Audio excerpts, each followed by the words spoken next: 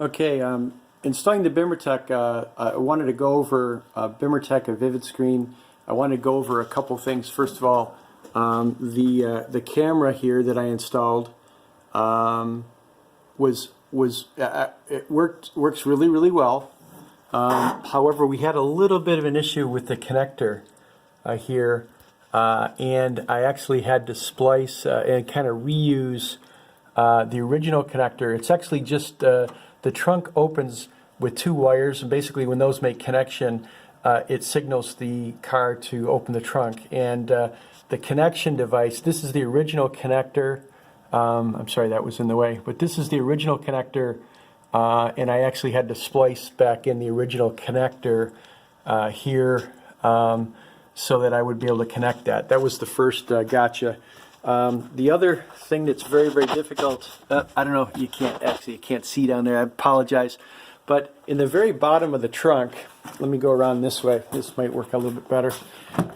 When you're feeding the wire for the backup camera and behind here, I was actually able to kind of get it through here eventually, but that was really difficult to do. Of all the things, that was very tough. Sorry about the crumbs and stuff like that in the back seat.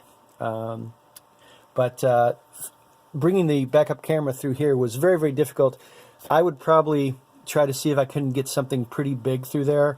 My wires kept getting hung up, and I was afraid I was going to break them.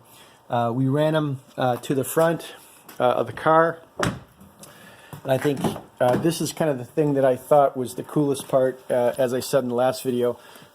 This cavity back in here behind the glove box is really cool. There's actually a bracket that goes behind, that goes in your glove box here, and I'm holding it up, and I punched out what appears to be a cover of some sort, probably goes like this, that actually goes into that cavity back there. And I assume that it's for some type of a DVD player or something like that. But I punched that out. So my goal will be to actually mount this MMI, not just hang it in the glove box like this, but actually mount the MMI back into that cavity with the wires exposed. So I'll have the opportunity to make some changes and upgrade and do certain things as I want to. But there's the ChromeCast, which is running. It powers off after about a few minutes. That was kind of a cool thing that I found out. If you actually run the cable, you'll notice that where the MMI cable is running, it goes up this way, and it goes up across the dash over to behind the screen over here.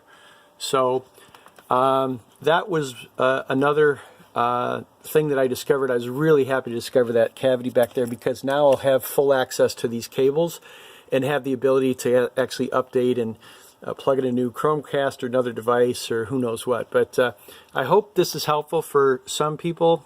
Patrick, by the way, at Bimmertech has been unbelievably responsive and helpful for this weekend. And I can't say enough about Bimmertech tech support. You might want to give it a try if you want to rejuvenate an old e60 BMW. So I hope this helps you guys. We'll talk to you later. Bye.